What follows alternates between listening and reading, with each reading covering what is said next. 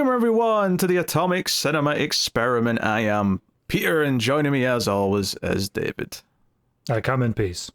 This is a science fiction movie podcast. Now, most episodes we get together, we've watched the movie and we talk about it, sometimes for far too long.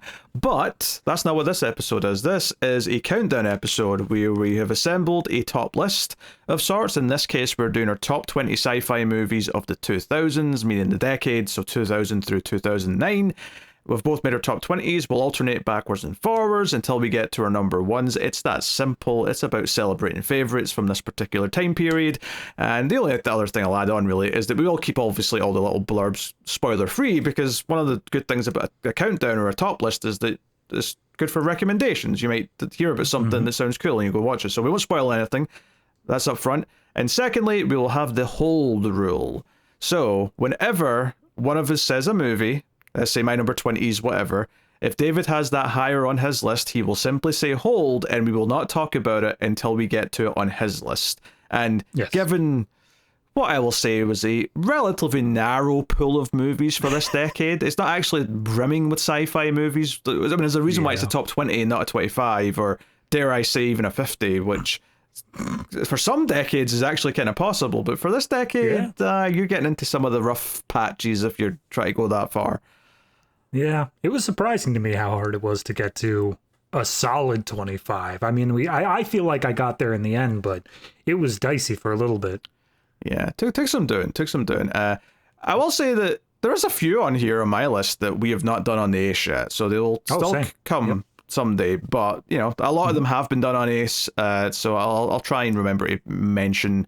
It's probably easier to mention the ones that haven't been done, actually, now that I'm thinking about it, because there's definitely less of them on here. But I've got mine color coded of whether or not it's been done. So very nice. So yeah, we don't have to faff around no more. We can get straight into it. So we'll start off with David's number 20. Actually, I suppose he kind of said this, but like, how difficult would you say you found this particular list? Oh, I mean, the ordering of it, not so difficult. Like, I feel like it was pretty easy to figure out where I felt about everything. Once I started getting to the tail end, like I started at number 1, it was like, that's obvious, 2's obvious, da-da-da. Once I got to like 20, that's where I was dancing around for a good like 15, 20 minutes of like, I kind of want this to be on the list just as a representative, but like also it's not as good as this one. But yeah, no, then the bigger issue was until I started doing some searching on IMDb and Letterboxd and whatnot, I wasn't sure I was going to have anywhere near enough to be able to fill out the list, because there was a point where I was looking at number 20 being The Island, and I was like, this isn't right.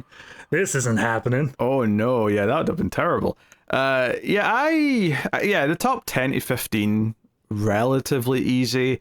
Lower down because I did feel like this decade doesn't have that much great sci-fi. Some of the stuff that's there is fantastic, as we'll get to when we get to our top 10s, but it's, you know, it's not like the widest breadth of stuff. And I think there is one or two that I have that are kind of based on if they're as good as I remember, because we've not done them on the show yet, which means I've not watched them in a long time. And there's one in particular, my number 20, when we get to it actually quite soon, is like, I remember really liking this, but there is a very strong chance that upon rewatching it, I'll think it's shit. So I'm prefacing right now that is a possibility, and it might not hold up at all. But my memory of it does rank above some other things that we didn't include. We will do a few honorable mentions at the end, anything that almost made our list and didn't. We'll say them at the end. But anyway, without further ado, David, what was your number 20? My number 20, fairly recent, though not on this show. It was The Core, 2004, I believe. You may proceed. I didn't think you would be. Yeah, no, I mentioned in that review, I have such a soft spot for this movie. It's just, it's schlocky, stupid ass science fiction. It's up there with like your Day After Tomorrows and 2012s, where it's like, of course, this is just completely unrealistic craziness. But I appreciate the character work that's done in the movie. I think it's fun in the way that it approaches the problems. So overall, it was a fun time. And especially since we revisited Semi recently over on Collector's Cut, I was reminded of how much I did enjoy it, and it got out of me a straight 7. So I obviously was able to put it in here without having to bend the rules too much of like, well, 5 is close, right? Yeah, I mean, I mean, it is definitely science fiction of a sort. We did it on Collector's Cut because it fit more into disaster movie season than it ever would on this show. But it's more fun than it has any right to be, although it's clearly not good. So I mean, take that from what you will. That's why it's 20. I'm not arguing that this is high art by any means, but it's just fun. I'll be honest. When we went into this, I wasn't sure if we'd be doing a 25 or a 20. This was always at the bottom of my list, regardless if it was 25 or 20. And I may have had to rearrange some things to get it to number 20 just now, but it's there. Well, my number 20, as I was saying before, is one that I have not seen since I was a teenager. I remember liking it quite a bit, and I hope that even if there's faults, that I'll still enjoy it upon a revisit, and it's one that is inevitable on this show.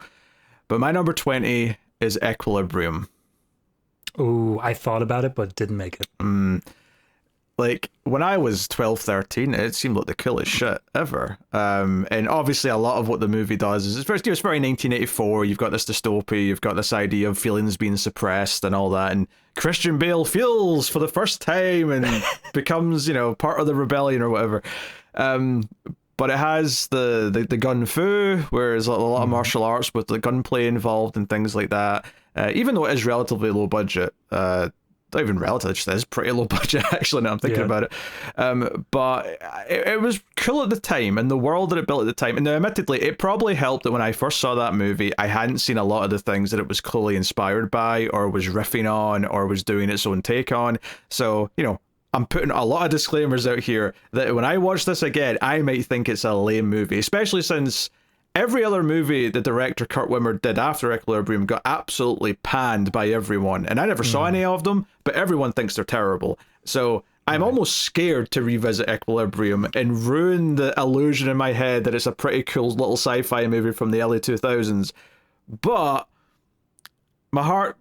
it felt more right putting this at 20 than any of the things that I didn't put. Like, all the things that I could have put, honestly, they're just filling a slot if I put them on, but I actually have a fondness for this from back in the day, so I'm going to put this one. It's what the heart wants. That's fair. I did watch this more recently than you. It was definitely at some point in my 20s, but probably a decade ago. And yeah, even for me, I don't feel like it was holding up. Like, I was like, this is a little bit dated at this point, but it's worrying. I see where you're coming from. I definitely understand if you had that at a younger age, maybe it was something that was like, yeah, this is the next Matrix. It's the coolest stuff.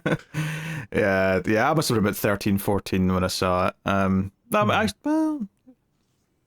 Did I see before Batman Begins? Did I see? Like, I'm just thinking, like, it was probably in like the Christian Bale lineage. Was it after Batman Begins? Maybe I was slightly older when I saw it, but either way, it was in my teenage years. So there you go. That's my number 20, Equilibrium. What is your number 19, David? My number 19, still kind of in the same vein as the core, is Cloverfield. You may proceed. Yeah, okay. I did. Yeah, I thought so.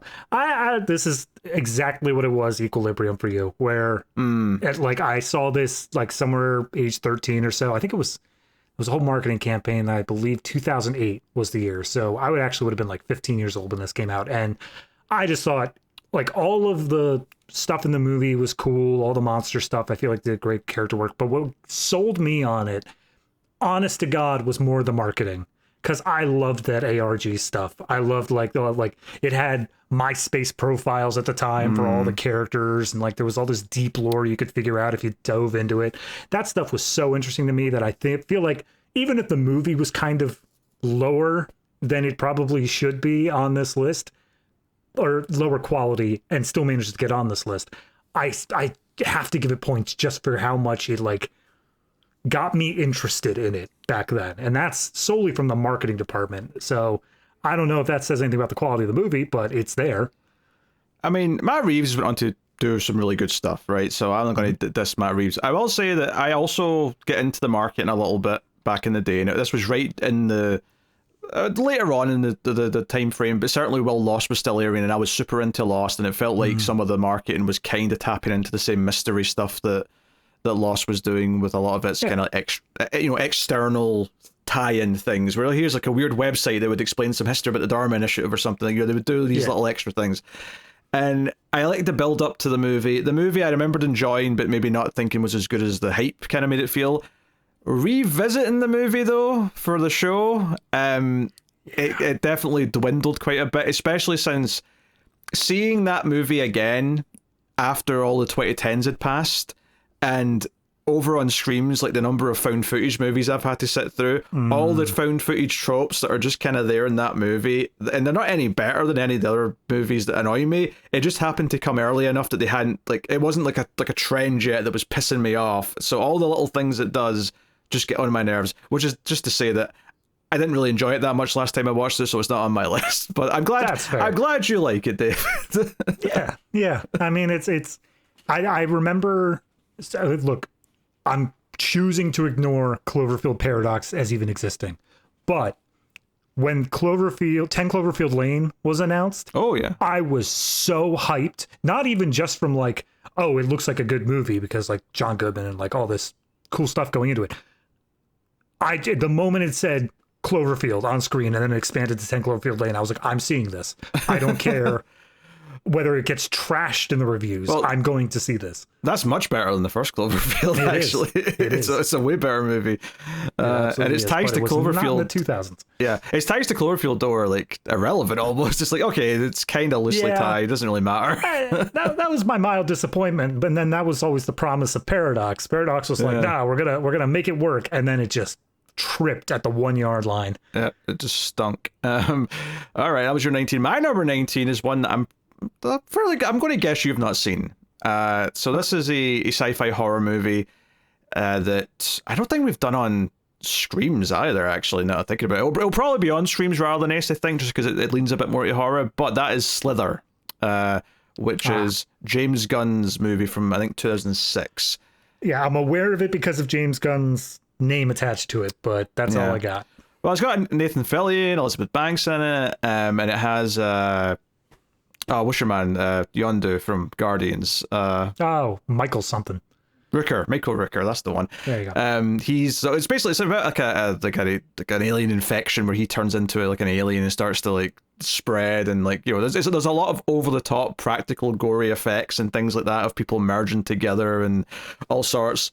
But it has James Gunn's humor, which Nathan Fillion's kind of perfect for, because he's able to deliver that kind of dry wit, with that kind of, handsome face, but he's still very capable of just saying some extreme stuff at the same time. And it's got an energy to it, which is really appreciated, and it stands out in a year, which I think 2006 is a year that I don't think too fondly of movie wise. And it's not that there's no good movies; there's a few really good movies, but when I look at like my top 10 from 2006, it's like, even just overall, like by the time you get to like 5 or 6, I'm like, oh, I'm not that excited about any of these past this point.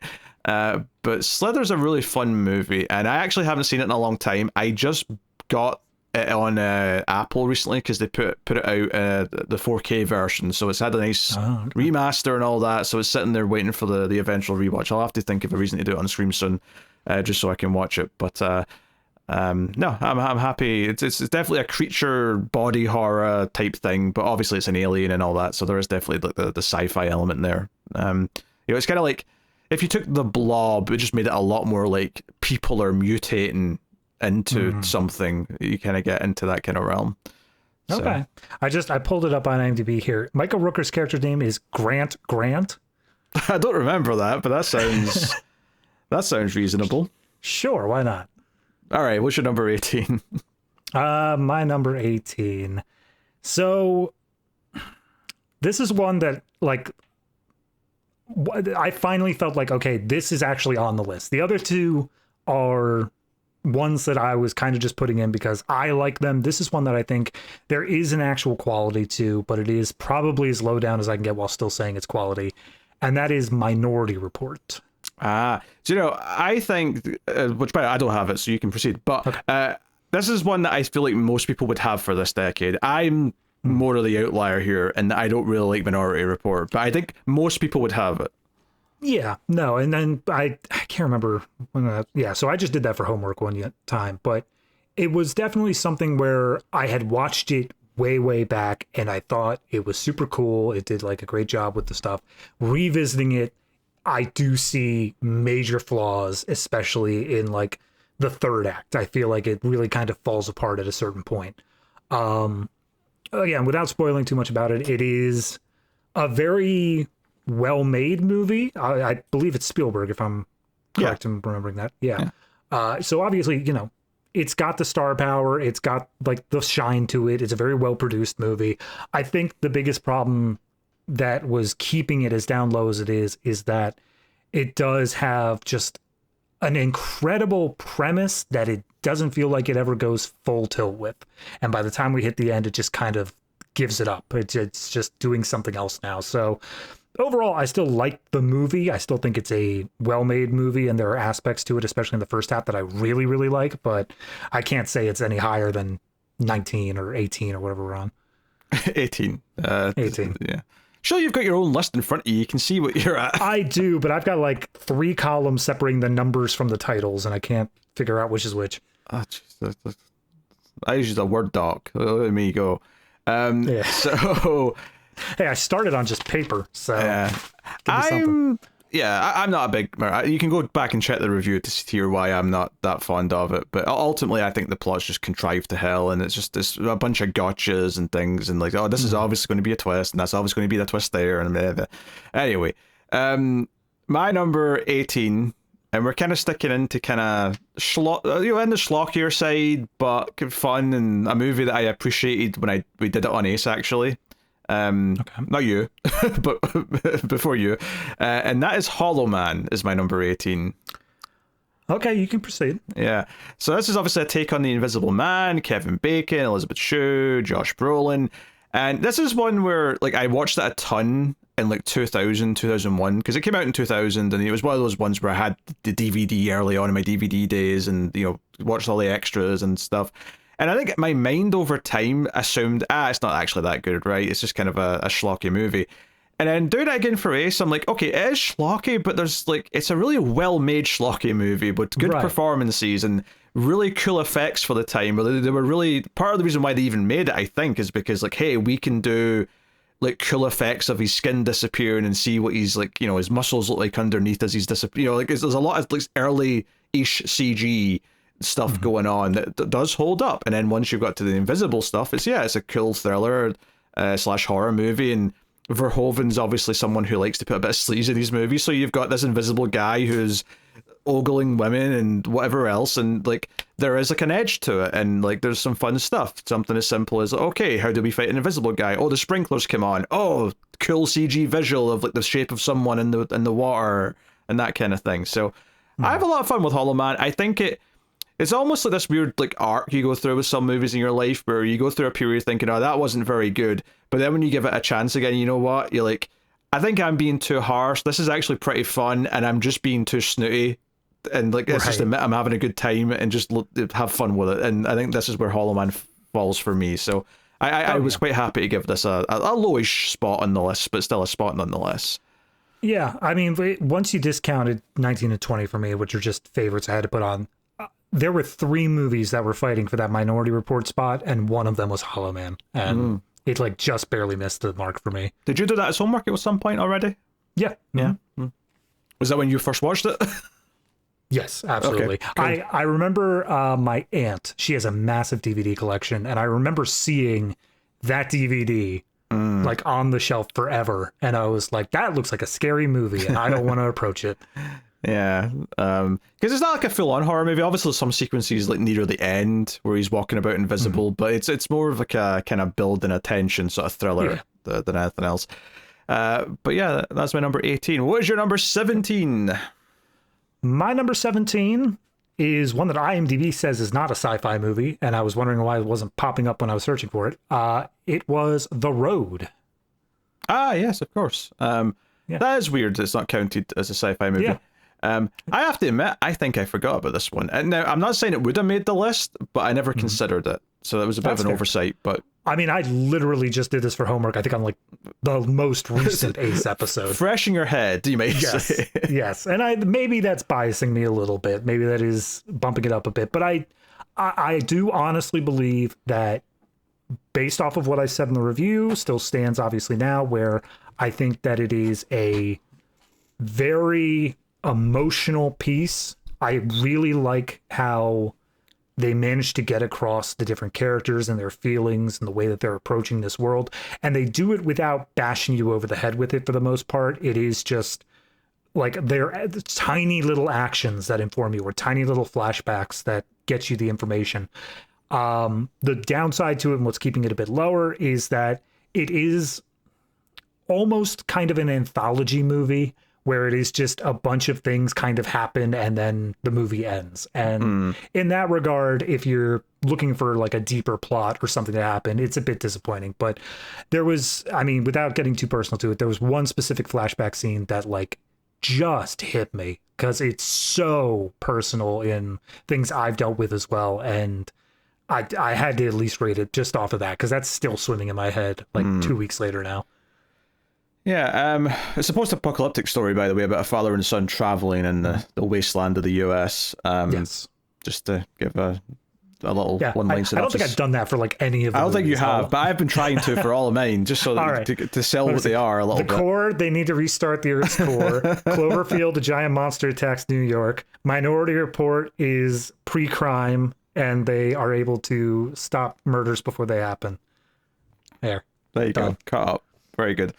Now the road's solid. Like I think when it came out, I really liked it, and then when we did it on the show, I was like, okay, this is like more of a 7 out of 10 for me now. Which is to say that there's still good things in it. The performances are still good, but like that, what you were talking about, where there's not really that much of a flow to it that builds up to an ending. It's more just kind of like a series of miserable events, and how do we process that? But it feels so grounded and real most of the time that it's a very interesting look at what a post-apocalyptic world might look like.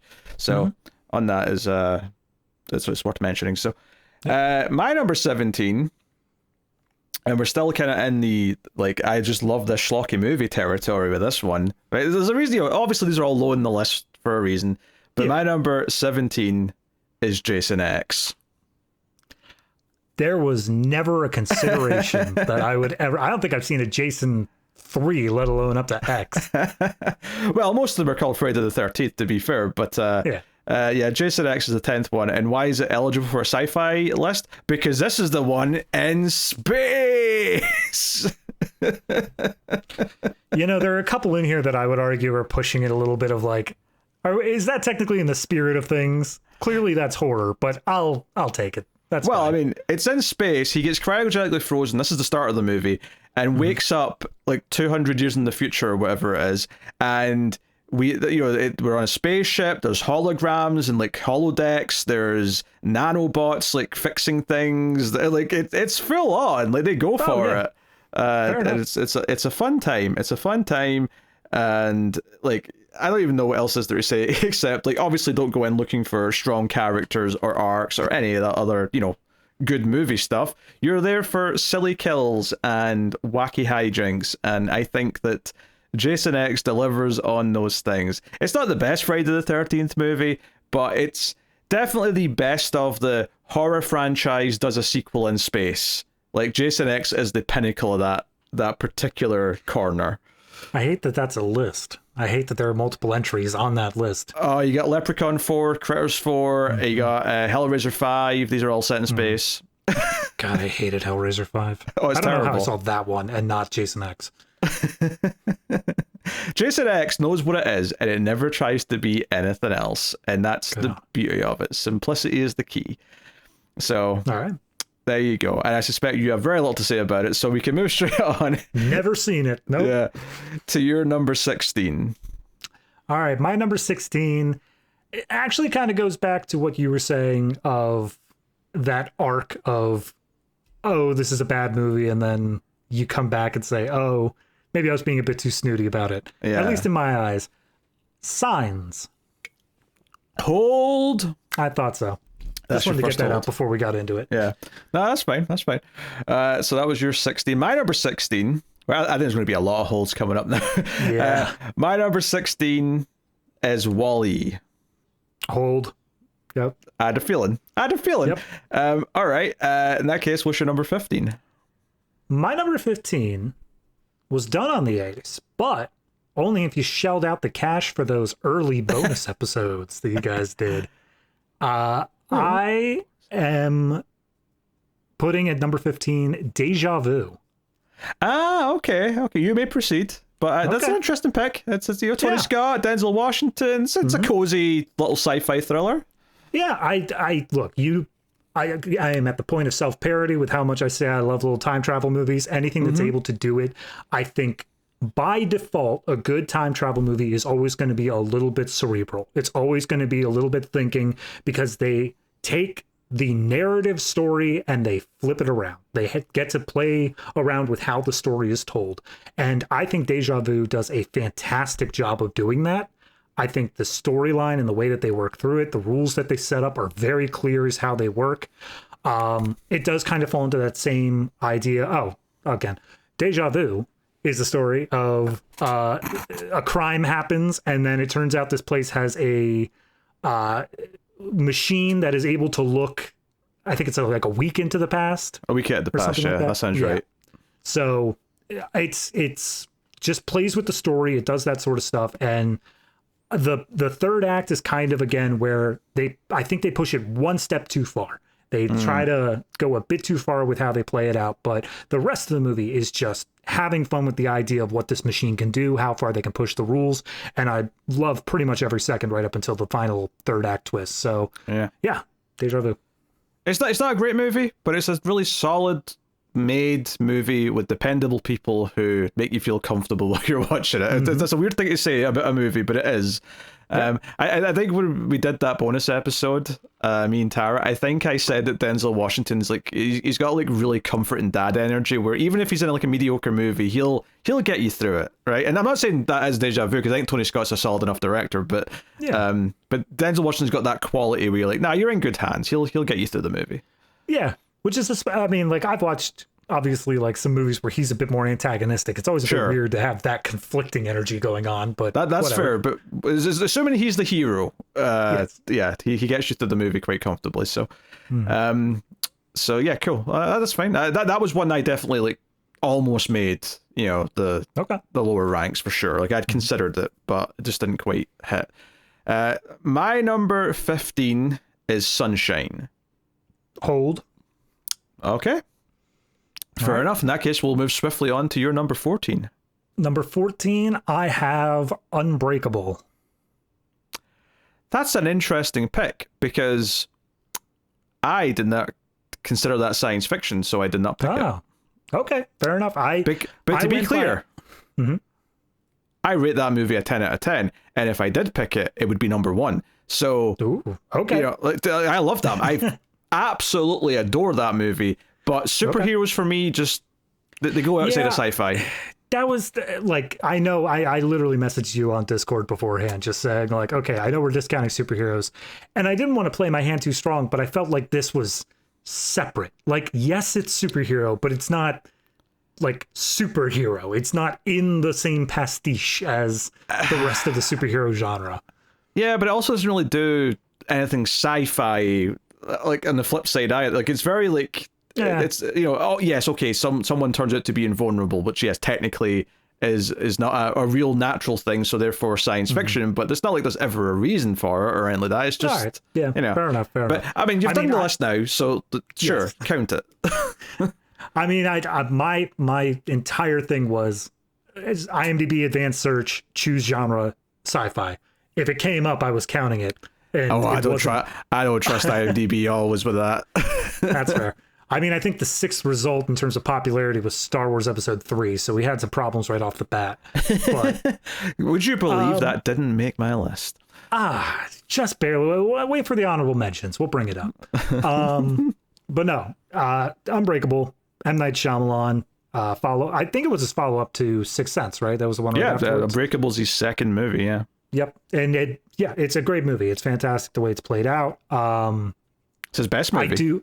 I do think it was kind of put down as low as it was on my list because I do kind of agree with you that it is barely sci-fi. Like that was something I was considering as I was making the list, was not just in terms of how good the movie was independently, but also how good of a sci-fi movie it was. So with that in mind, it did drop down a few ranks, but I mean, it's just a solid independent superhero story. And I think it plays it nice and slow. It does some interesting things that other superhero movies wouldn't have the time to do because they're going to be too busy, like trying to build up the mythology of the character and all that stuff. Whereas this one's just like, no, let's just watch this guy and how he managed to become a superhero. So, no, solid movie. Absolutely. Yeah, no, I love Unbreakable. I adore it. Even it's I think it's fantastic. One of the best scores of all time. The music in that movie is absolutely phenomenal. Cinematography is fantastic, and the slow burn of just the. I think Shyamalan's always said that the story of that is basically he was going to write a superhero movie and then realized that he liked Act 1 more than the other stuff, so he just made a whole movie about the first act of becoming a superhero, and that's what Unbreakable is. Great. Yeah, sounds perfect. It's fantastic. So that was your 14. My number 14. And this is also one that I've not seen in a while, but I do remember really liking it at the time, so I'd be curious when we finally do it on the show, how I'm going to feel about it, and that is K-Pax. Ooh, I did see this one on the list, but I also have not seen it in a while, and I didn't put it up as high. So K-Pax is a simple movie in premise, which is that Jeff Bridges plays a therapist, and some guy named Kevin Spacey, let's not dwell on who it is, plays someone who is picked up by police and brought to this mental hospital for treatment because he says he is an alien. And the whole movie is kind of this cat and mouse kind of, let's say cat and mouse, it's not physical, it's more of a mental cat and mouse, of Jeff Bridges trying to treat him and Kevin Spacey's character trying to convince him that he is in fact an alien, and even at some points perhaps bringing some fairly interesting arguments as to why he could be. And it's very much a, it's not a sci-fi movie with action or any set pieces or anything like that. It's all about the ideas and debating the ideas and kind of the idea of believing in something. There's kind of a hopeful kind of quality to it. This is actually a rare case where I liked the movie when I saw it as a teenager, that I actually read the book it was based on afterwards. Oh, and I very rarely in my life have done that. So very curious to check that out. But no, it's another one where it's got a good score for one. Like I can still remember some of the themes that play in that movie, even though I've not seen it in a long time. Performances are very good. From both the leads, and yeah, obviously it sucks to give any credit to Spacey, but it is what it is. Like didn't know at the time, and you can't do it. Change the past now. Separate the art from the artist as best you can. Yeah, so yeah, I'm looking forward to checking this one out. And unlike Equilibrium, where I'm really worried that it's just going to crater when I watch it again, I think that while this might not be quite as special as I think it is in my memory, I don't think it's going to completely be shattered, right? The illusion is not going to shatter. Yeah. It's going to be like, okay, maybe it's not as special as I thought, but I still think it's going to be solid when I watch it again. The farther your movie strays away from the rule of cool, the more I think that it can hold up years later. Because rule of cool is such a thing where it's like, no, we're not cool anymore, guys. That's fair. I guess my only concern is that maybe I might think it's a bit too like, what's the phrase I'm looking for? Like, because I guess the piano comes in and it's like maybe a bit too Lifetime or something. I don't know. Yeah, like a bit too sentimental. Yeah, I'm worried it might feel like that when I watch it again. But it worked for me at the time. At the time, it hit some notes and I was really into it. That's fair. And I will say, for anybody who's interested in that kind of movie, 2 years ago we did a movie called Man Facing Southeast. That is a very similar plot. So similar that the director of that movie tried to sue the writer of the book that K-Pax is based on. So you can see them and judge for yourself if you think some wrong. And the funny thing is, though, is like it's a weird thing for the movie K-Pax, because you're like, well, it's not the movie's fault. The book might be technically ripping off something else. It's just its own, like, if we got the rights to the movie, of course, go ahead, make the movie. And from what I remember, I think I like the movie more than the book. So take that for what it's worth as well. But I mean, then again, you are a very movie-oriented person. I am. But there was a couple of key changes that I thought was like, I think they made the right choice in the movie. But regardless, that's my number 14. K-Pax, what is your number 13? My number 13, first one that we're picking back up on, I have Sunshine. Okay, cool. Yep. Makes sense. Not too far away from where I had it. Yeah, no, it's very soon. I also very recently did this one for a homework, so it's very fresh on the mind for me. But yeah, no, I mean, it's such a well-made movie. Like, all of the characters, all of the bits just kind of slot into place of they really work well against each other. The pacing is fantastic. I feel like it's a running gag at this point, but once again, it's when the third act hits that everything just kind of falls apart. And I don't know what it is that's so hard to land that third act properly. It falls apart maybe a little harsh in this case, but certainly it's the part that most people think it takes a bit of a downturn. This is the Sunshine's about the sun's dying, so a ship called the Icarus is going towards it to basically try and reignite the sun with a bunch of nukes, and that's what the mission is. So it's the core, but in the other direction. Yes, and not as schlocky, but there's a lot of fantastic music for one. Actually, there's some great music in that movie. But there's a lot of philosophy and things like that, kind of in that one where they're talking about the fact that the movie opens with someone talking about having nightmares of like being like basically waking up on the sun, and just like burning on. Like, I feel like you die so quickly from the heat of the sun that I don't think you're going to even feel much of it, to be honest. You're just going to blink out of existence. But that's what the nightmare is about, is the idea of what if you don't? What if you're just alive the whole time? I feel like your brain matter would just incinerate pretty quickly, and therefore you won't experience it. But well, I'm a scientist. That movie does go some places with the idea of what the sun can do. So it's certainly a very well-made movie, and I also like, I like a good cerebral movie. It doesn't play anything morally black or white. Everything is some shade of gray of like, okay, well, have we considered this? And then they need to figure out what they're going to do about that from a viewpoint of how do we live with ourselves afterwards. Yeah, it's also a who's who of people who went on to become more well-known afterwards. So absolutely. Yeah. There's a lot. Well, okay, before I had to reshuffle my list a little bit from a 25 down to a 20, there was a lot of Chris Evans on my list. Interesting. All right, so my number 13, and I suspect I'm going to hear a hold here. My number 13 is Primer. Hold? Are you kidding me? Hold. What? I wonder how high up on David's list that one's going to land. How high is the self-parody of time travel guy? Got it up on his list. All right, what's your number 12? My number 12 is one that we recently-ish did a remake review of, and that is Save the Green Planet. Ah, you can hold that one. Ooh, okay. I thought it might be higher. It was either you completely forgot about it or it's higher up. I couldn't decide which. Yeah, that's a hold for sure. We actually did that and the remake back to back pretty much, so they were both recently. It wasn't just the remake. Yeah, but anybody who doesn't know Begonia. Yeah, Begonia's the remake, or technically it's another adaptation of the same source material, but that's splitting hairs. All right, so that was your 12. My number 12, The Prestige. Ooh, hold. I suspected that may also be a hold, yeah. All right, well, in that case, up to your number 11. All right, picking back up that other hold, I got WALL-E. WALL-E. I am so happy you put WALL-E lower than me, because I felt bad as I was putting together the list where, like, I first put it together in terms of the ratings I gave each movie, and then as I was, like, comparing of how do I really feel about it, WALL-E just kept dropping lower and lower and lower and lower. And eventually it just sank right outside the top 10, and I'm like, I feel bad putting it any lower than that.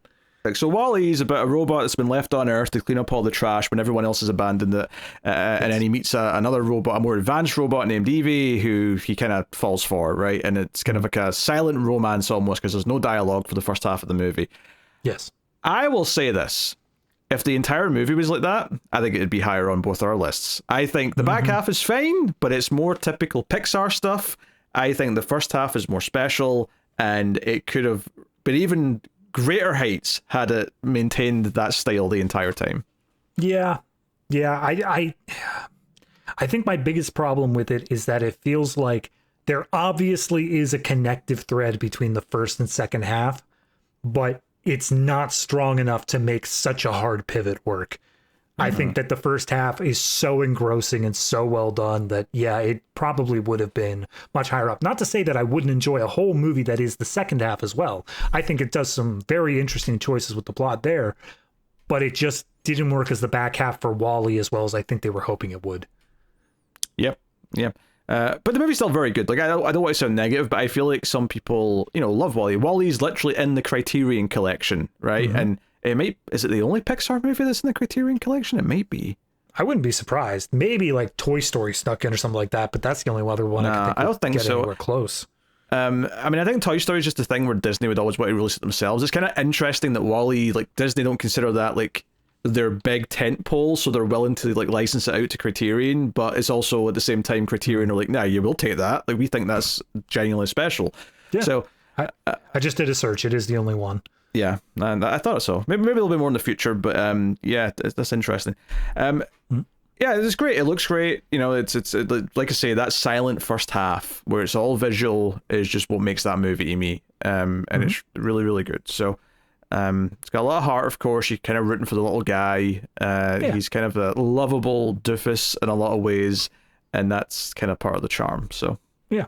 No, I remember I was just aging out of Pixar when WALL-E came out, and then I was kind of dragged along to come see it with some younger cousins of mine in theaters, and I was so happy I did. I was like, wow, that was like really good. What's so funny is I'm a few years older than you, so I kind of aged out of Pixar earlier, but then WALL-E was when I was sort of back into it just because there were good movies. Like, I kind of came around again by that point, and then I kind of fell away again after time. But I think that was kind of a mix of losing interest, but also their quality did decline a bit. Yeah. So it's like more even in that sense. All right, that was your number 11, yes? Yes. Cool. My number 11 is Pitch Black. You may proceed. Oh, was it even in consideration, huh? It was literally the one thing that I had to cut to be able to get the core in at the bottom. Oh no. Yeah. Look, I can appreciate the love of a good schlocky movie. I do think Pitch Black is a better movie than the core. Yeah, I just don't have an attachment to it. Like, even now, thinking about when we did Pitch Black, or was that a Hallmark movie? I can't even remember. Doing Pitch Black, I can remember like maybe one or two scenes. It just didn't resonate with me and stick with me. Obviously, it's got this character of Riddick that's kind of stuck around because he's kind of cool and he's got this kind of unique mechanic where he can see in the dark.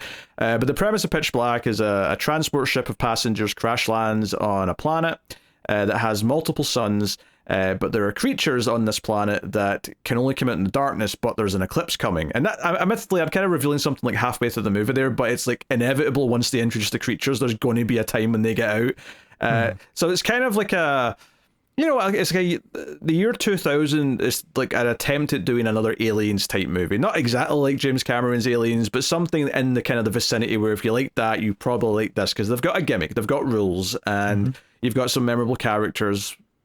I think it's a really solid, fun movie. It was kind of one of those things where you discovered it probably on cable if you didn't see it in theaters in like 2001, 2002, and it's just a very fun ride where it's got all these rules about trying to, like, okay, the one way we can fight these creatures is with light, because they don't like light. So can we get torches? Can we get lamps? Can we get glow tubes? Whatever it is, anything to illuminate our surroundings to protect us. And that simple rule is so effective because as soon as something starts flickering, you're like, oh no.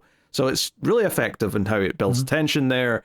It's got some year 2000 CG here or there that's a bit ropey, but for the most part, like, I think it held up. Like, I this was one where I was worried it might not hold up, and then we did it on Ace recently. I was like, oh no, this is still a lot of fun, and it's almost like I didn't have that curve with this one. I just kind of went back to it after the time where I might have had that curve, and I'm like, no, that's just still a blast. I'm still having a good time. So yeah, Pitch Black, good stuff. Yeah, no, I definitely enjoyed it. I gave it a 7.5 according to my little rating sheet here. And I just had to decide something that didn't make it on there. And I recognize that it is something that I rated highly. But when I think back to it, I can't really picture the whole story. I just picture little vignettes from within. Okay. All right. Well, that's my number 11, which means that we're getting into your top 10s here. So we're getting really saucy. So I shall start with David's top 10. Yes. And Number here's 10. something that I am like 98% sure you did not put on your list. Uh-huh. Resident Evil. I'm kidding. I just had to see your reaction there. I was about to buy a plane ticket to smack the shit out of you. I know. I just had to. I had my wife over my shoulders. I was making the list and scrolling through IMDb, and she was like, "Oh, what about Resident Evil?" I'm like, "I can't. I physically will be hurt if I do that." So no, but I do stand by. I don't think that you would have this on your list. It is a movie called Mr. Nobody. You may proceed. I have seen this, and I'm pretty sure I did not like it, but you may continue. Fair enough. This may be one of those movies that just hit me at the right time. It may have just hit me like as I watched it, because it has been very well over a decade since I've seen it, and I may need to go back, and it may not hold up. But I remember really liking that sort of. Sorry, I'm trying to think how to even describe it. It's a story about a kid, a man who, for what I don't know if it's in universe or only for us as the audience, is able to see different paths that his life may take. And so we jump between a bunch of different timelines over the course of the movie. And I don't know, it was just something about the way that the story was told. It's not something that has like a really deep plot by any means. It relies on a lot of emotional beats and stuff like that. But it really worked for me at the time. The one thing that pisses me off about it is that our main character is Jared Leto. Which... I was actually I was sitting there thinking, I think this is Jared Leto, but he's not mentioned that yet. Maybe I'm misremembering, but now you were just saving it. This was, I watched this over a decade ago. This was before I had grown a hatred of Jared Leto, like as an actor. But I remember the movie as being really, really good. Several different things that it plays with, and I appreciate the non-linear aspect of it. And even by the time that you hit the end, this is one of those movies where the ending doesn't feel obvious, but it still feels in place. It feels like this is something that the movie, okay, fair enough. So, I mean, overall, I just liked it enough that I definitely had to put it over Wall-E, and then everything else just kind of fell around it. Yeah, I'm pretty sure I really didn't like this when I saw it. I barely remember it, aside from just Jared Leto in like a white outfit in a white room or something. That's the visual I remember. So I can't say anything else, but it made your top 10. So there you go. All right. My number 10, and this is one that may get me some flack because of how low it is. And I've not seen it in a long time, so it's possible when we eventually do it for the show, it will go up and I will appreciate it even more. I might have to hold. Let's see. But my number 10 is Children of Men. Yep, you're going to have to hold, buddy. Yeah, that's all I'll right, give you the flack. I'll do it. I'll give you the MP3. Wow. An encoding joke. An encoding joke. My God. Flack audio is a thing, people. There was a quality nerd joke, all right? If you didn't get it, that's okay. I'm not judging you, but it was a quality joke. All right? Lossless quality, some would say. See, I like that one. I like that retort. Thank you very much. All right, yeah, so that's my number 10. We'll get back to that since I'm holding. What is your number 9? I'm sure I got a hold as well. Moon. Hold. Yep. I would say hold on that. All right. Okay, so my number 9 is... And I honestly see 9 through 6, 9 through 5, there was a lot of shuffling, trying to decide what the order is would be, and I struggled, but I think I settled on number 9 being Avatar. Okay, hold, but that's shocking to me that I had Avatar higher than you. Do you know what I think it is? I think it's because Way of the Water's better. So the original, I'm happy to kind of rank a little lower now because because the second one has the good story as well, and everything kind of all coming together. We'll talk about it in a minute. We'll when we get to yours, but we'll talk about Avatar there. All right, so in that case, what's your number 8? My number 8, and I have to assume this is somewhere on your list, hopefully close by. Time Crimes. Hold. Okay. All right. See how long it is. All right. Well, in that case, my number 8. There's a lot of holding going on here, then I feel like there'll be some more here too. My number 8 is Eternal Sunshine of the Spotless Mind. Yeah, that's a hold from me, buddy. I knew this was going to happen in the top 10 because, again, there's such a narrow bunch of movies to pick from this decade. There was naturally going to be a lot. If anything, I'm surprised we mostly didn't have a lot in the first half, but now, they're all sticking together. All right, well, that was my number 8. What's your number 7? My number 7, hey, ready to talk about Avatar? Oh, nice. Yes, Avatar. James Cameron's Avatar. On the world of... No. M. Night Shyamalan's Avatar. Sorry, was I not clear? That movie wasn't called Avatar. It was called The Last Airbender, damn it. Got me on a technicality. Yes. Yeah, you're not in Kansas anymore. You are on Pandora, to quote Quaritch. But... yeah, so, you go to a planet named Pandora. Jake Sully gets put into an avatar, which is basically just a body modeled after the native life on the planet, the Na'vi, and romance and Pocahontas-style colonialism. Plays out. And, the story is nothing particularly original. That is absolutely true. But the spectacle, the directing... how high quality the effects all are, like it felt so ahead of its time when it came out, and I would argue that mainstream movies did not touch it. And then Way of Water came out and surpassed it, and no one had even gotten up to the quality of the first Avatar yet, as far as like CG work goes. You know, there it is. Like, you know, I'm a big James Cameron fan. I think he's very, very dependable at making stories all fit together and click, even when he's not as inspired as perhaps he has been in other movies where they're more special in some way or another. But even in this form, it is such a pleasant, easy watch with all the spectacle and the sound and James Horner's music, one of his last scores before he passed away. All great stuff. Yeah, no, I obviously don't have as much of a connection. I did see it, as everyone did, in theaters because it made God knows how much money. Saw it in 3D. Obviously, it kicked off that whole 3D fad. I deeply enjoyed it. I think it was a very well-made movie, but it was never something that I was itching for the next one. It was something that I was like, that was a good movie. That's what it was. And then when we did finally get Avatar 2, when Way of Water came about, it was something that I was pleased by. I think it's, again, a very well-made movie, but I agree with you with the idea that he always makes something dependable. I just really felt like this one was not as inspired, not as like incredible of like, you know, something like Aliens or whatever else like that. Yeah, for sure. No, don't get me wrong. If I'm compared to other Cameron, like, Terminator, Aliens, Abyss are all ranking comfortably higher. Like, there's no question. Right. But, you know, I think Avatar is a really solid sci-fi movie with all this spectacle and wonder of the planet and the floating mountains and the colorful flowers and all, you know, all the wildlife and all that stuff. It really does feel so well thought out and designed. And it sticks out in the 2000s where, like, you know, there was a little bit of scraping the barrel to get to 20, I think, on this. Which Transformers movie were we on at this point? You could have had either Transformers or Transformers Revenge of the Fallen in your list if you liked. I would not have liked. I would not have liked at all. Don't spoil your number 1, David. Come on. Yeah. Sorry. Honorable mentions. I swear it'll be there. Tune in.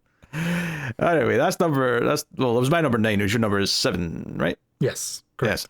My number 7 will return to one of the holds from earlier, and that is Moon. Okay. Which, to be fair, when we did it for the show, it did go down a couple of notches. Now, it's still excellent. It's still very good. I still love what it's doing. I still love the soundtrack, the themes that it plays with. And this is a weird one because I don't know, like, even the basic premise feels like a spoiler, to be honest. Right. So, Sam Rockwell's alone on the moon, and he's looking forward to coming home soon, and an accident happens, and I'll just leave it at that. But, like, what it plays with is so good, and for its low budget, the visuals of the moon look great. Like, it looks like every time that he's out in that rover and he's going around, it all looks good. He sees the Earth up in the sky, effectively, even though there is no sky, technically, it's the moon, but you know what I mean. It's great. The only thing is that watching it again in modern lens is like, okay, I actually do have some nitpicks. I can see some faults that aren't quite as, it's not quite as perfect as in my head it once was when I was blown away by it back in 2009 and the few years following that where I saw it a few times. but it still holds up mostly really great, and it's still doing a lot of cool stuff, and Sam Rockwell's still great in it. And it still makes me sad that Duncan Jones just went off a cliff with quality after a couple of movies, but hey, that's, a sad story for another time. That's Hollywood. Yeah, no, I mean, I agree with pretty much everything you said there. I really think that the strength of this one comes from the director and the production crew knowing how to get the visuals they were going for. And it really sold it on almost every front. There's only one or two things you could point out and said, that's a little bit shaky. And then, yeah, they're like Rockwell just giving a hell of a performance because of what is required of him in this movie. And I think he just nails it. The only problem that really comes into play is that there are cracks. There are problems with a little bit of like the pacing, the plot itself. But if you're there for the fun of it and the spectacle of seeing this very indie crew get done something that feels much bigger than they should have any right to do, Moon is absolutely it. Yeah, no, it's still the little movie that could. It honestly is. It does have a few cracks here or there. Like a little bit of story setup was actually something that really bothered me actually on the repeat viewing. And I'm like, oh, this is what causes this? Oh, I didn't remember that. That's a bit lame. But by and large, though, what it's doing with its character deconstruction and the arc that he goes through in the movie and it's using its sci-fi elements to tell a character story in a way that you couldn't do otherwise, because you're examining them in a way that you can't do in a normal story. So in that sense, it's a very good piece of science fiction. So Moon was my number 7. So David, what is your number 6? My number 6 is one that we did not do on our show or shows. It is The Mist. Hold. Okay. Yeah, you saw that coming. So my number 6, we're returning to another previous hold, and that is Time Crimes. Okay. What a cool little movie Time Crimes is. It's exactly the sort of like, you hope for this every time you watch like a little, indie movie, or in this case a foreign movie. This is a Spanish film about time travel, obviously, as the title would imply. You hope for a gem, right? And so often you come away from a movie being like, I had a nice idea, but like they didn't have the script or the talent to really pull it off. This one is such a fun little thing of like, you can start to predict certain things at a certain point because it's time travel related, but it still throws in other curveballs that you couldn't have seen coming that all kind of still fits together to keep it fresh. And it's very fun and it's very tense. It's got like a mystique to it. And even if you do see some of the things coming, and because I think one of the problems is that once you go through a couple of reveals early on in the film, as you realize kind of some of the time stuff at play, it's very easy to start then guessing some of the other stuff because, okay, you understand the way it works now.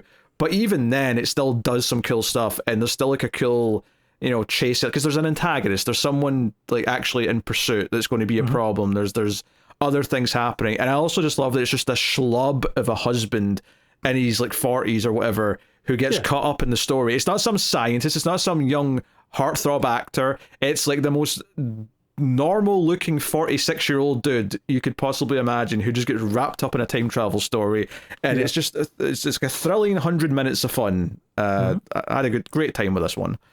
Over on Collector's Cut, we did a movie called House of Dynamite. Yes. We really weren't a fan of that movie. I would argue Time Crimes is the anti-House of Dynamite.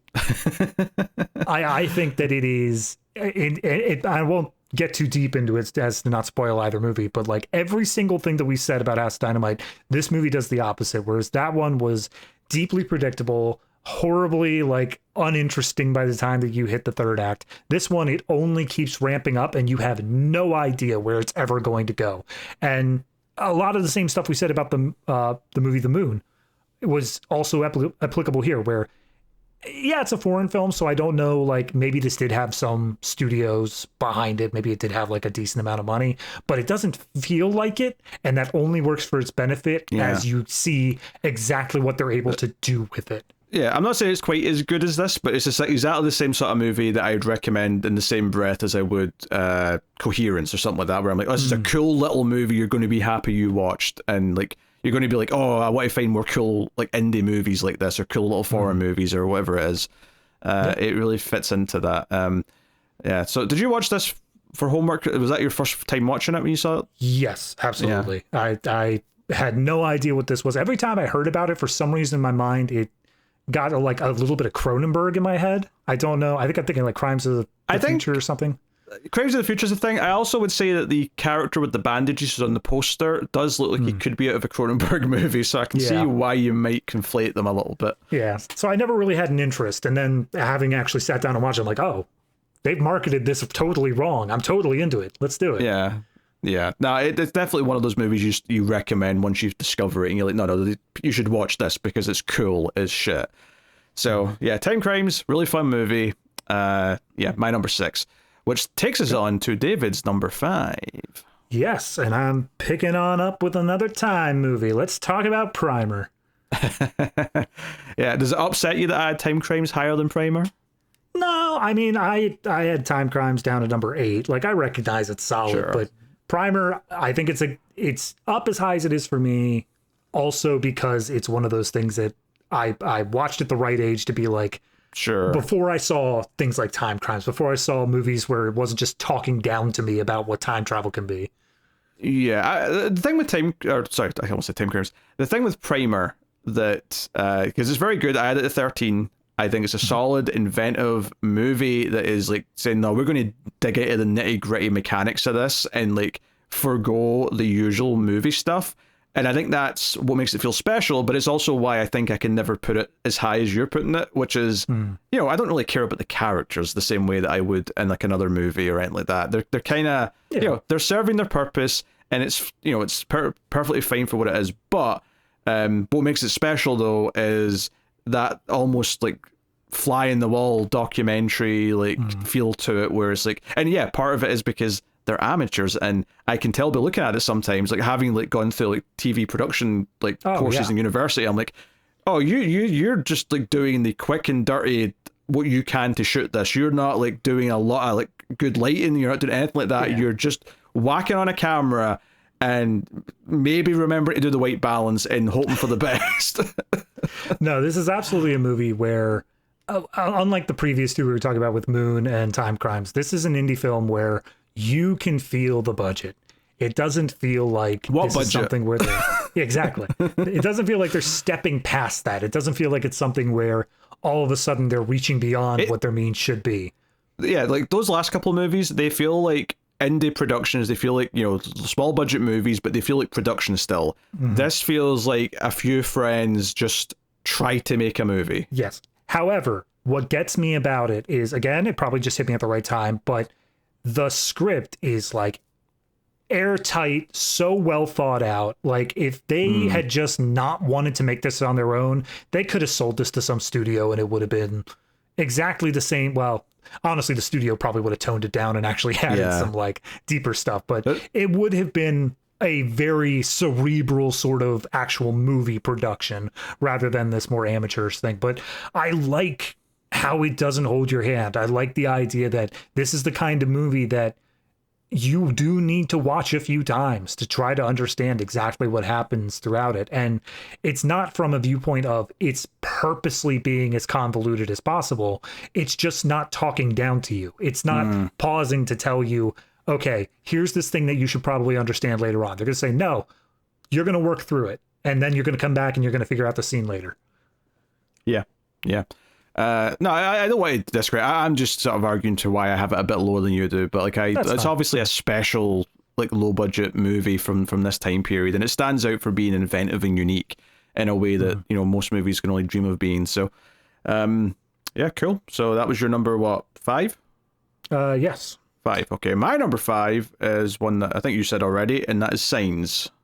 It is. I had Signs all the way down at 16. Yeah, honestly, I'm surprised how high I have this one, because I put it sort of maybe more around the 10-ish area first, and then as I was sort of reordering things based on feelings, I'm like, you know what, I really like Signs. Like, it really works for me. You know, we reviewed it relatively recently, so you can go back and check, you know, the in-depth thoughts, but ultimately this alien invasion story that starts with crop circles, but it focuses all on this family and this farmhouse, and their dynamic and what they've went through previously, and it kind of like ties into the themes of them coming together and whatnot. But it just feels so playful to me. It feels like Shyamalan's just having fun. He wants to do his like kind of like half a cheesy 50s sci-fi movie, but like also half like set in the modern day with more modern day kind of like character like strengths and aesthetics. And that mix works for me. I think this, when he does do like a tense moment or a jump scare or whatever, I think it works. It feels like some of the camera work is just, again, very playful. Like, oh, we're going to do it this way, where we're supposed to see a reflection in this, or we're going to do it this way, where we just see a shadow run up there, or whatever. It feels like he's just doing movie jazz in a way that feels like it's, but he's doing it in like an arena that I really like, because he's doing sci-fi and he's doing this type of thing that I almost would like more movies with the tone of Signs, but there's not really a lot that actually fit into exactly the way Signs deals with things. Yeah, I do think that's. I when I brought it up the first time, I said the idea of I viewed it as kind of this that movie. It's weird in the way it's presenting itself, and I'm not totally in on it. But yeah, once we did for the show, I did kind of pick up on the vibe of, okay, this isn't meant to be taken as seriously as it would present itself at first glance. Like, it is something that as you get deeper into it, you're supposed to have more fun with it. It's supposed to be something that is a little bit corny and cheesy. And once you accept it on that level, I think it is a much better movie. But there are elements to it. And I think, again, just justifying why I have it so much lower down, there are elements of it to me that even when you view it through the cornier and cheesier lens, I think it's occasionally still playing itself too self-serious, that even when it's viewed in the cornier lens, that self-serious moments just don't land right. It feels a little bit off from either a serious perspective or a corny perspective. Yeah, I mean, this is just something that we disagree on, because I think the fact that it takes itself seriously is what makes it kind of work. And it kind of like, because it works on multiple fronts for me. So I actually appreciate that. So ultimately, you know, it's just a difference of opinion there. But Signs is my number 5. Obviously Shyamalan does go wildly off quality after Signs, and depending, you might have a different slightly opinion as to where that drop off happens exactly, but Signs is definitely the end of like the period where most people like the movie. Right after that is where you start to get to The Village and things get a lot more wonky. So I was scrolling through what IMDb called sci-fi, and I was like, oh, The Happening. I mean, technically, yeah, it is, but you shouldn't be picking it for a top list. No. But it does technically count. So what is your number 4? My number 4, once again, picking up Children of Men. That makes a lot of sense. It makes a lot of sense. It's great to me that this movie does manage to make both of our lists without it having been on the show, which... Yeah.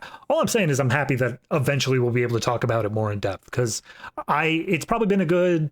I'd say at least 5 years since I last watched this movie, but even longer for me. I don't think I've seen it since the 2000s, so it's been a long ass time. I can still picture several of the like really long oneers that this movie does, and they do it in such an immaculate way. It's so great the way they do it. Again, the idea of this movie is that you have a world where the birth rate has hit 0. By whatever means, nobody is having children anymore. They are genetically impossible to do so. So we are living through just the final days of humanity as everyone slowly ages up.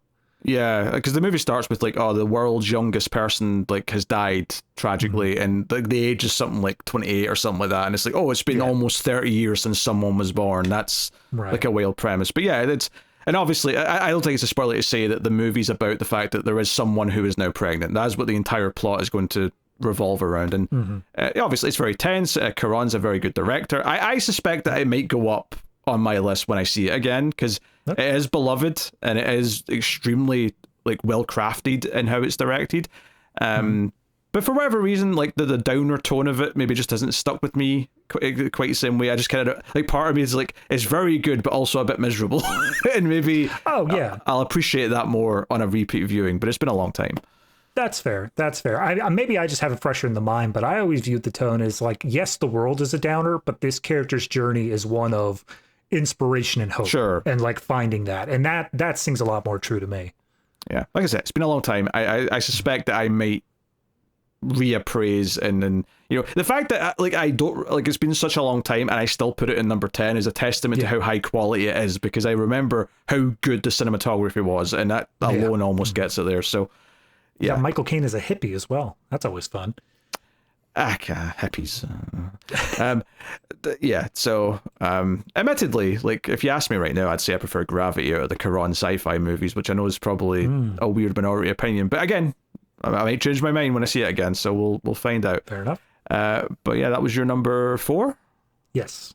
My number 4, returning to a hold, unsurprisingly, is Save the Green Planet. Okay. Well, yeah, that's a lot higher up. Excellent. I love Save the Green Planet, and I remembered loving it from seeing it back in the 2000s, and watching it again, like, yeah, it held up. And the funny thing is that, like, arguably it maybe went down a smidge. Like, maybe I gave it like a 9 back in the day, and now it's more like an 8.5, just because like I can recognize maybe like there was a mystique to great foreign movies back in the 2000s when I'd only seen like a handful of them, and I was like, oh, this is so cool and different. So maybe a little bit of the mystique's gone.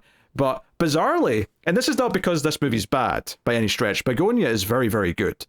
But Begonia existing almost made me appreciate Save the Green Planet even more in hindsight, because its quirkiness and its heart that Begonia doesn't have, even though it's very good in its own ways, it just felt even more special to me. So, like, I think Save the Green Planet's great. And if you don't know what it's about this guy who's probably crazy, who thinks the CEO of a company is actually an alien, so he kidnaps him and tortures him to try and get him to admit that he's an alien. But it's one of these movies where the tone is like expertly all over the place. Like, it can be tense, then funny, and then weirdly whimsical, but then weirdly like sad, or what, you know, it's jumping around all over effortlessly. It's kind of wild, but I love Save the Green Planet. It's great. Yeah.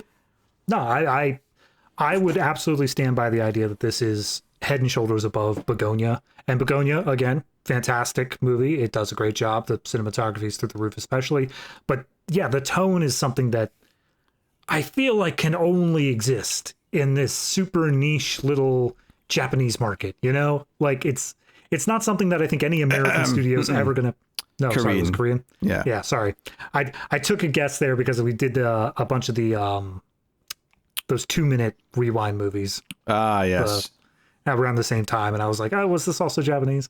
So yeah, sorry, Korean. But no, it's something that could only exist in that tiny little market of an American studio is never going to give the green light for something that's this all over the place, totally insane, and also like borderline, like pretty heavily gory for what is ultimately like kind of a feel-good movie by the time you hit the end of it. Not feel-good's a bit of a strong word, but like it's got more of an emotional palette than you would expect it to. It depends how you read the ending, honestly. You could read it as a really depressing ending, but at the same time, you find yourself caring about it. And I think that's the big difference with Begonia, is that I don't think you ever connect with Jesse Plemons' character in that in the same way that you end up doing with the character in Save the Green Planet. They both have their own strengths, for sure, but I would put Save the Green Planet above, and I do think it's one of the best sci-fi movies of the 2000s. It's maintained its spot very highly in my mind since those days and to now. Because the fun thing about doing like a 2000s list is that, you know, this is the decade where I started off as 11 and ended at around 21. So this is very much like the first era where I'm like, no, I clearly remember seeing a lot of movies at that time and seeing them when they came out and finding them on DVD. Whereas you go back to the 70s, I love doing 70s stuff and I love discovering movies from then, but I wasn't around then. This is like a really interesting era because like, no, I was like in my teen years during this decade. Yeah, I mean, same, just slightly delayed from you. I'm lucky I got into movies at all because at the peak age where I was able to find movies to watch, it was 2006. Like, there wasn't anything good coming out. But yeah, that's number 4, which leads us to your number 3. Yes, my number 3, picking up on yours, is Prestige.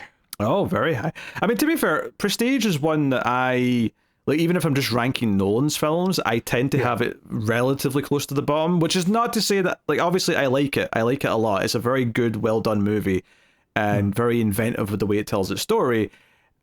But there's like 8 or 9 Nolan movies I like more. Right. No, I mean, this is, again, I've said my time travel stuff. This is another thing that it's just cerebral for me. I think it's the idea that it does tell its story so liberally out of order. You have to like really put together the pieces to understand the full. To be clear, is what you meant by time travel stuff there. This is not a time travel movie at all. No, it's just non-linear in the way it's told. Yeah.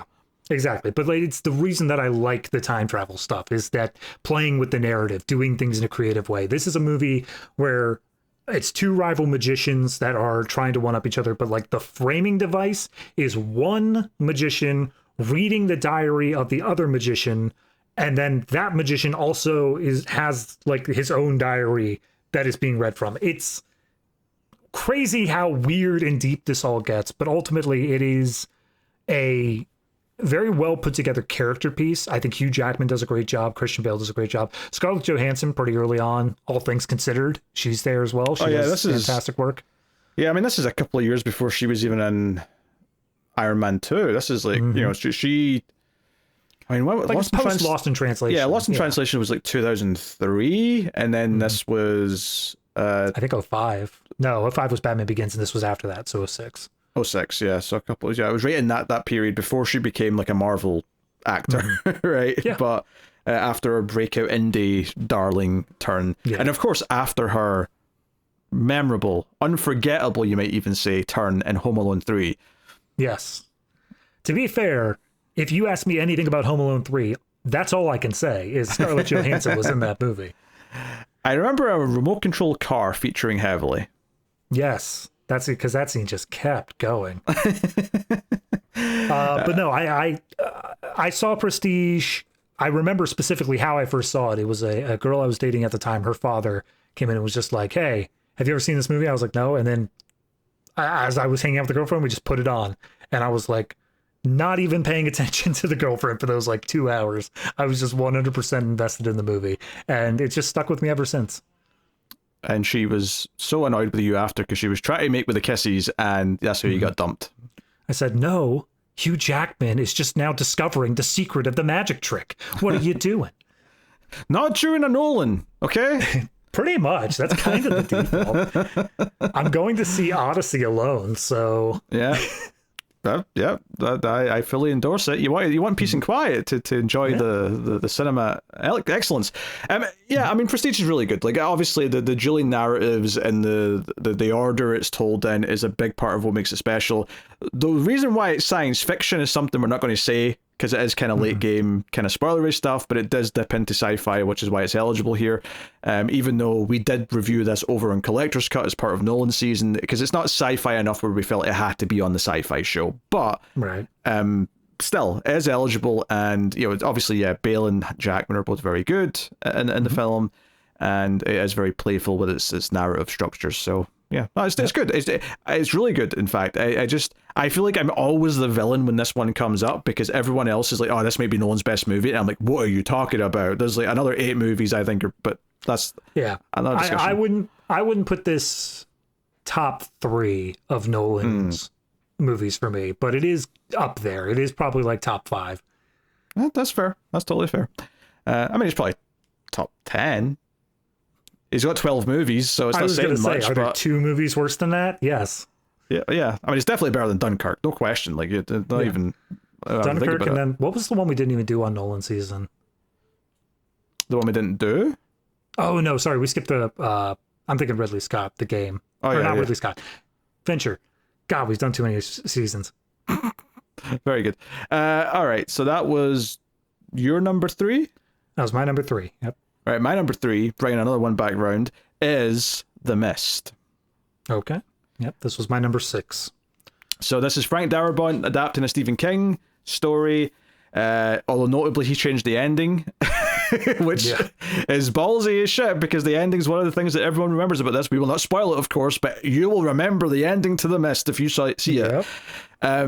So, yeah, The Mist is about it's basically like a creature feature kind of sci-fi movie where this mist rolls into town and there's monsters inside the mist. Is it coming from a different dimension or something like that? Who knows? Another planet? Yeah. No one knows. I will say the movie does a good job of providing just the bare minimum like background layer of here's the most likely story, but we're not going to confirm it for you. Yeah, because the point of the movie is that all the characters get trapped in the supermarket in town, and this little mini society kind of forms, having to survive in here barricaded. And obviously, they've got lots of supplies because it's a supermarket. There's a lot to eat and stuff. But you know, the genius of it, yeah, there's fun whenever someone opens the door and tries to go out because they have to try and get something from, you know, like for example, this is a small thing. I don't think it's a spoiler to say there's a pharmacy nearby, so that at one point there's going to be like someone's going to have to try and get there for medicine for some reason or another, and that's like the fun, tense stuff. So that's where the sci-fi horror premise really works. Yeah. But the great science fiction element of this movie really is the microcosm of the world that's represented through just this community that forms, and how there's different viewpoints, like factions form, like alliances that break down, and things like all of that, and the character development with that stuff is exceptionally good. It's so good. It like The Mist holds up. If anything, it's gotten better in the almost 20 years since it came out. Didn't they? Maybe this came out a while back, but I only heard about it recently. Wasn't it a recent re-release of doing it black and white? Oh, that was ages ago. Yeah, like, That was ages? Okay. I want to say that was like a year after it came out. They put out like a black and white version on a Blu-ray. Yeah. Fair enough. I only heard about it recently, so I was like, oh, that's neat. Yeah, before Mad Max Fury Road did it, The Mist did a black and white version. That's fair. But Yeah. no, I mean, I fully agree. It's the main thing. You come for the monsters, you come for the mist, you stay for the breakdown of society in miniature. And that's the thing that really sells this. And it's fantastic because it doesn't draw the lines in stone. It draws it in a way where it is this slow burn. You slowly see some characters that you thought were like absolutely going to stay with the protagonist ride or die.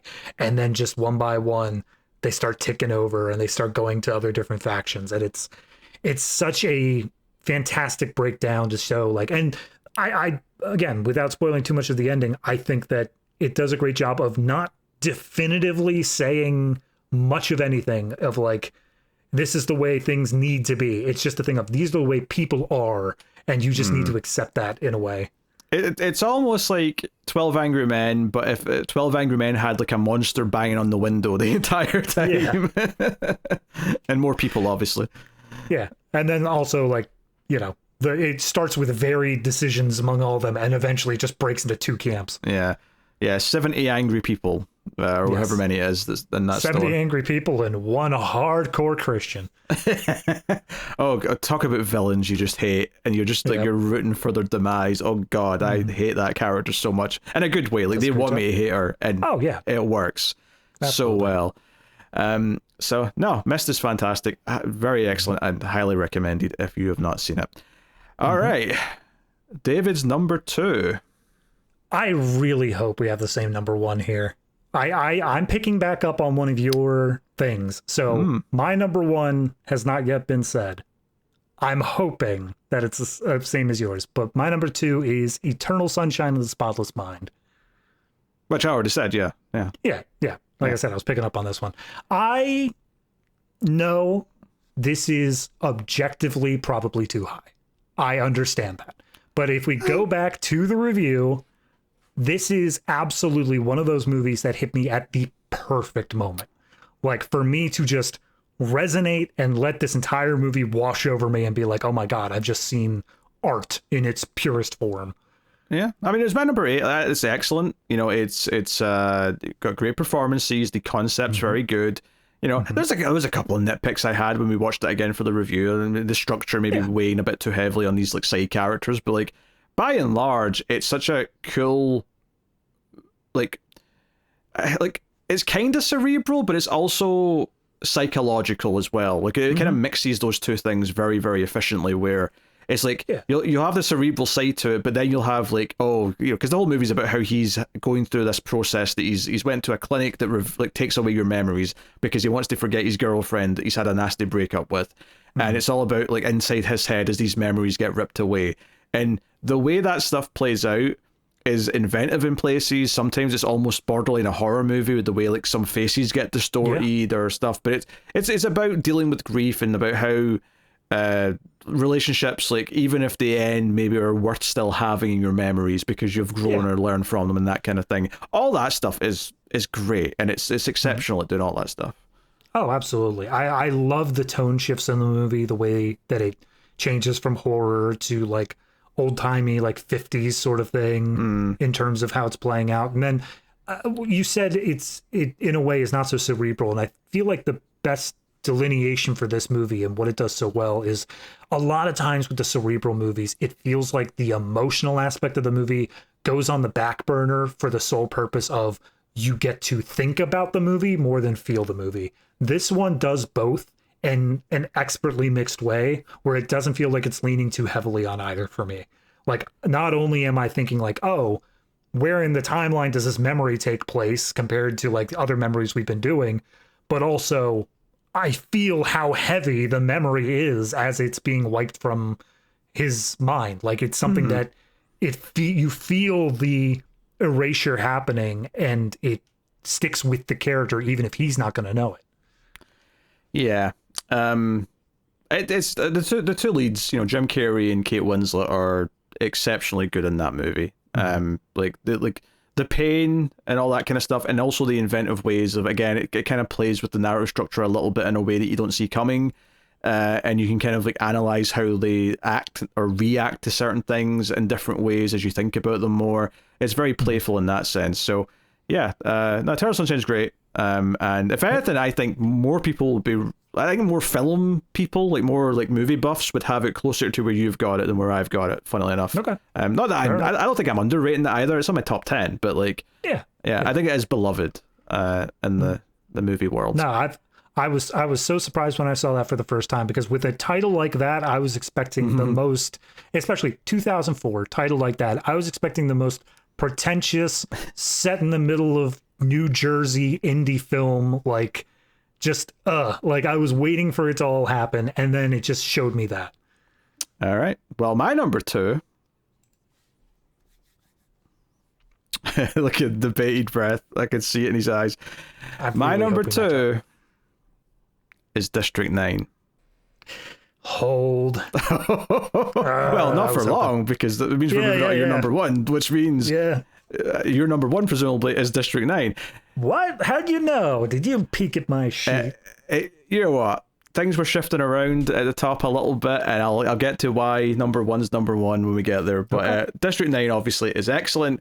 2009, because as much as I said the 2000s are kind of a mediocre decade for sci-fi because it is a limited amount to pick from, 2009 was like this rush of like Avatar, Moon, and District 9. It was like, oh, sci-fi is like back, baby. And District 9 is the one that I think I always liked the most out of the 3, and I think that as time has moved on for the last almost 20 years, it's only like its lead is only solidified in a way where I'm like, no, this is the most special of those movies to me. I love the character of Wickes and the performance from Shrito Copley. I love how good all the sci-fi stuff in this movie looks, despite being pretty low budget. The visual effects is fantastic, but even just the design of it, where everything's got this grungy, really well used quality to it, and just the overall story with Wickes. You know, it's basically set in this fictional version of South Africa where an alien ship appeared one day, and basically a slums style camp has been created for all the aliens that they call prawns to live in, and people are racist as shit towards them. And it's basically, you know, the one of the posters just says, you know, what would we do to them? Like, that's the point of the movie, is like, how badly will we treat these aliens if they come here in peace? And that's the thing, is like all good sci-fi is some sort of allegory for things that we do as humans. Like, it's turning the mirror back at us, but twisting it in the way of, well, what if we look at it through this lens? Can you start to see how bad it is that we as humans do this? And yeah, District 9 does that. They do a great job of saying, like, yeah, these are things that we've done. Like, we have set up these sort of camps and slums for people who are refugees and have nowhere else to go. Look upon your works, ye mortals. And it's so well paced, and then on top of that, there's actually just like a good momentum into like some great action at the end, where you're like getting, because you get like you're into the sci-fi, but then it actually revs up to the point where you're like, yeah, grab the big alien gun and like fire at people, and like like, and characters who you maybe didn't expect to work together are working together, and you're like, like it's such a rush of like dopamine, the final act of that movie, in a way that's so satisfying. District 9 is excellent. It is an excellent movie. It is great. I mean, I kind of in the opposite vein of what happened with Cloverfield. I saw District 9 and I was like, oh my God, fantastic. And then Elysium came out and I was kind of let down. But beyond that, it's I mean, yeah, I gave this one a 9.5. This was the one thing that no matter how I was shifting my list, it didn't budge. It was always up at the top of my list because I can't say that I saw anything better out of this decade. I think that regardless of when you're viewing it, it does have a timeless quality to it. Like, obviously, they set it in this sort of mockumentary style, so it has a very definitive point that it feels like. But the message, the morals that we deal with, and all the, like, even special effects, I think are going to hold up long, long, long after that. Absolutely. It's fantastic. Love District 9, and honestly, I kind of hope they never even try and do a District 10 or a sequel. Like, it's obviously been a long time now, but like, honestly, I think it's better left alone as how it is. But we'll see. We'll see if that. Well, I mean, I can't say it. It's a spoiler. I can't say it. Right. You can. I know what you want to say. And I will say, District 9 was number one on my list, like for a fair bit of time. There was debating. And ultimately, I went with my heart. I went with the thing that emotionally affected me the most out of any science fiction film that I saw in the 2000s. Something that was one of the best theatre experiences I ever had, that was such an emotionally satisfying journey that made me laugh, made me feel sad. It went me through every emotion under the sun. And it's got a little advantage because it has a unique quality that none of these other movies have. My number one is Serenity. Okay. All right. I was sitting here looking over my list, trying to figure out, was there one that like I didn't mark down as being on hold? Like, what was it? And I was like, everything on my list has been talked about. I don't know what this could be. I've just never seen Serenity. It's been a blind spot. I've never sat down to watch it. Obviously, there's the asterisk there is that if you're going to watch Serenity, you don't watch that first. You watch Firefly first, right? Which I've also never seen. Yeah. Oh, I smell something. Like, see, when you're done with all the homework for all the movies, I smell some Firefly homework happening for a little period. Because it's only like 14 episodes in a movie, so whatever. It's like, But, coming soon to an ace near you. More recording times. Yes. It'll replace the movie homework when the time gets there. I'd say we'd just review it, but I actually reviewed all of it with Connor a few years ago. So it could just be homework. Well, I don't want to stand in for Connor. So by all means. Like, obviously there is a little bit of a weird advantage here in that it's a movie that is kind of an ending to a TV show that I already loved. So I already cared about all the characters. I already cared about all the plot lines. I already cared about all these things.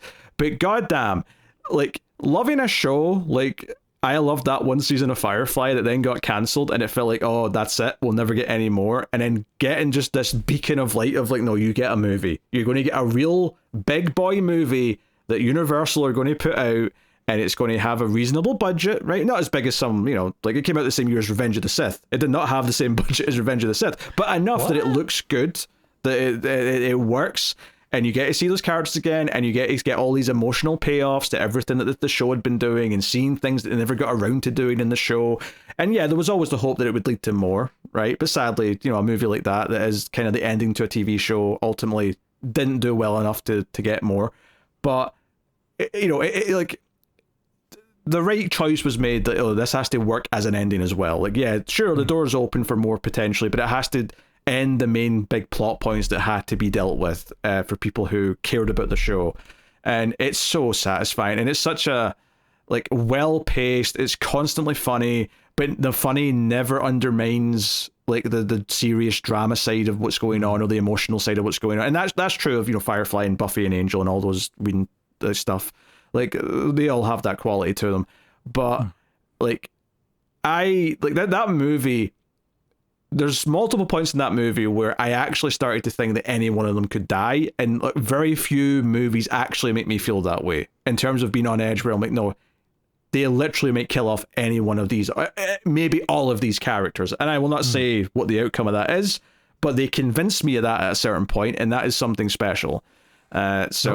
it's a triumph of an ending to something that I already cared so deeply about, and it sticks the landing so much, and I can't think about certain scenes in that movie without getting a little bit emotional or getting a little bit happy because of just how perfect it is as a goodbye to that world. So I remember because this was back in the day when you pick up magazines to kill time when that was more normal to do, and I remember picking up Empire, which is the main movie magazine in the UK, and there was a poll inside the one issue that said, hey, was Serenity really better than Revenge of the Sith? And the poll was 80% saying no, of course it wasn't. And I don't think I've ever looked down at a magazine in disgust and said, people are morons. What are you talking about? Even if you think Serenity is a tenth as good as I think it is, it's still better than Revenge of the Sith. I'm choosing to accept that was the moment that you went onto YouTube, you registered an account, you're like, people have to know my opinions. The people are wrong. They have shit. That was the moment where I'm like, okay, Star Wars fans, you're on watch. You're on watch right now. That's fair. No, I love Serenity, and it was number 2 for a while because I was trying to be dare I say, a little more objective about it, and I was like, who am I kidding? It's the one that just hits the heart the most. I have to put it at number 1. So okay. Serenity's number 1 for me from 2000 sci-fi. All right, fair enough. I'm sorry for my blind spot on your number 1, but I didn't want to have to sit through a whole television show and a movie just to make the list. That's okay. That's okay. We've already planned for this homework post movie completion. Okay. I don't think you'll be mad. I don't think you'll be mad about doing it. Look, if the homework works out the way that I have it pictured in my head, I'm immediately going to be watching Firefly after I wrap up the Michael Bay Transformers movies. So yeah, I think I'll be okay. If anything, it'll be even better to you in comparison to what you just watched. Oh dear, wild. So, there's the top 20s of the sci-fi movies from the 2000s. We can throw out some honorable mentions. Oh, to be honest, a couple kind of came up naturally because you had you mentioned Deja Vu. Deja Vu just missed my list. I'll just throw out, I considered 2009 Star Trek. It didn't quite make it, but it was a fun time at the movies when it came out, but maybe doesn't have the staying power. I also did consider for the bottom end of the list maybe Jurassic Park 3 because I kind of think it's a fun B movie, but ultimately again didn't quite make the list. What were your almost made it? I mentioned Pitch Black. I actually don't know if I mentioned it, but Hollow Man was very close. You did. Yeah, you mentioned that. Okay. That was almost on there. The other one, I think I said all 3 movies were fighting for Minority Report's spot. The third one was War of the Worlds, 2005. Okay. And that movie just has a few too many problems for me to really justify. That was the first one I dropped off, but yeah, I think it has aspects. I like it more than Minority Report, but I'm not that fond of it. It's, still has a lot of problems that don't sit with me. Yeah. And then I had 4 movies that, if we did a 25, were going to be the bottom end of the 25, none of which we've done on the show. And I'll just give very brief little feelings on each. Donnie Darko, which is just a cult movie. Some people love it, some people hate it. I watched that at the right time. That it's just kind of stuck with me. I will say I think I've only ever seen director's cut, which is apparently an entirely different viewing experience from the theatrical cut. I don't know what the difference is. Jumper, corny, stupid. It's a little bit superhero-y, but again, it's just fun in a lot of ways. I mean, I've never seen it, but I remember thinking it looked terrible when it came out. So yes, absolutely. It's dumb as hell. But they have fun with the power set, which is, for anyone who wants to know, it's a teleportation thing. A certain subset of humans can just teleport, and they just deal with that. Push, which was my other Chris Evans movie, that, again, kind of superhero-y. That one I haven't seen for a good, 20 years. I need to go back and see that. At all. That's one that you've stumped me on that one. It's a strange little movie where certain people in the world get superpowers and they're all categorized. You're either telekinetic or you're precognitive, and they have quirky little terms for each of them. And Chris Evans is telekinetic, and he's called a pusher because he can push things with his mind. And it's all just part of this larger plot of taking down this crime lord guy. And the way that they use the powers in concert with each other, I think, is really clever. Also, it's got Dakota Fanning, pretty young up in there as well. And then last one was Butterfly Effect, which Oh, okay. I feel like it's probably just for the time travel aspect for me. Yeah, I definitely saw that at one point. When we eventually get around to doing it on the show, I do not think it's going to be good, is my gut feeling. Probably not. It's been a long time for me as well, but that's another one that I know has like 4 different alternate endings, and I don't know which one I've seen / which one is like the canon one that everyone respects. So interesting. Yeah, well, there you go. That is the countdown, top sci-fi movies of the 2000s. And yeah, I don't know when we're planning the next one of these. There's nothing scheduled for this year, but maybe for next summer we'll do another countdown, another decade or something. I'll have a look and see what we've not done yet, or maybe revisit one that was done all the way back at the start of the show with Tara, and revisit some well-trodden ground. I'm just going to copy and paste Tara's list if that's the case. I'm just going to 100% lift it over. There may be a couple of weird picks if you do that. I think you might want to pay attention. It's gonna be like number 3, Wrath of Khan. I'll be like, I never saw it, but I heard it's good. Oh, yeah. Anyway. But there you go. Of course, you can support the Atomic Cinema Experiment over on Patreon, patreon.com/MailFuzzTV. Helps out if you do. You get bonus content and stuff like that, bonus rating segments. Every month we do a bonus show called Extra Reels where we review some of the worst movies ever made. Sometimes they dip into sci-fi if they happen to fit, but yeah, we've done some real turds on there.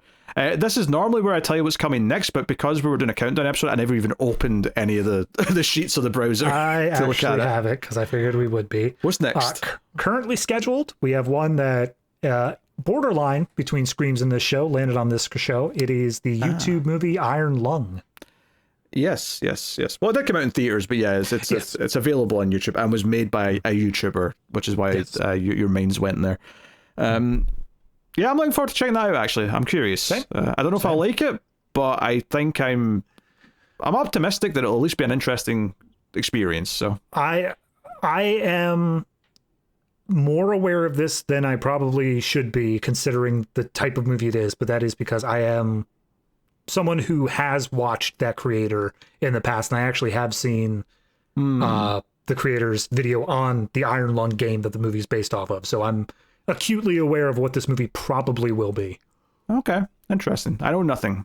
I mean, I know who Markiplier is, but I've never seen any Iron Lung content or anything like that. Okay. So, all right. Anyway, join us for that next week. Hopefully you'll have fun with us there. But that is the show, everyone. Check out Collector's Cut, our horror movie show. We got Submarine season starting soon, but we got the Odyssey. Is that this week? That's last episode that just came out. Okay, so we're just starting a Submarine season this week then. So hopefully that sounds like fun. But check out our review of the Odyssey. Hopefully it was good. We don't know yet because we recorded this in the past. But thank you for joining us. We do appreciate it. Keep watching science fiction and computer ad salsa.